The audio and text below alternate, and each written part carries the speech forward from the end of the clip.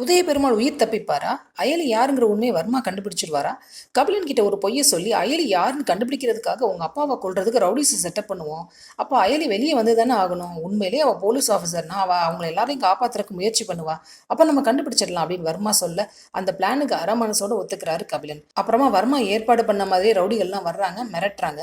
உதய பெருமாள் சொல்றாரு, உங்களை எல்லாம் யார் அனுப்பிச்சிருக்காங்கன்னு எனக்கு தெரியும், மரியாதையா போயிடுங்க, அதுதான் உங்களுக்கும் நல்லது, உங்களை அனுப்பிச்சவனுக்கும் நல்லது அப்படின்னு. ஆனால் அந்த ரவுடி இவங்களை இன்னும் மிரட்டுறதுக்காக சீலிங்கில் ஷூட் பண்ணுறாரு. சத்தம் கேட்டு அயலி வர்றாங்க. ரவுடிகள் எல்லாம் வந்து ரவுண்ட் அப் பண்ணிக்கிறாங்க. உதயபெருமாளை ஷூட் பண்ணிடுவேன்னு மிரட்ட கபிலன் எதுவுமே பேசாமல் மண்ணு மாதிரி நிற்கிறாரு.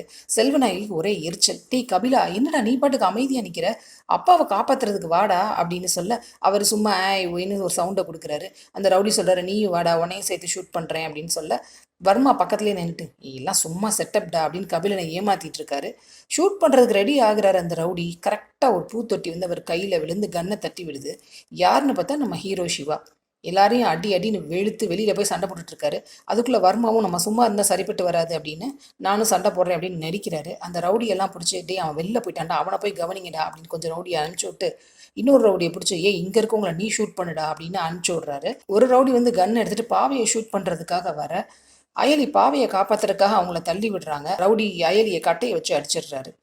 அவங்க மயக்கம் போட்டு விழுந்துடுறாங்க. பதறி போன உதய பெருமாள், இந்திராணி 2 பேரும் அயலி பக்கத்தில் வந்து எழுப்பி பார்க்குறாங்க. ஆனால் அவங்க எந்திரிக்கவே இல்லை. அந்த ரவுடி கன்னை வச்சு எல்லாரையும் மிரட்டி வெளியில் கூப்பிட்டு வந்துடுறாரு.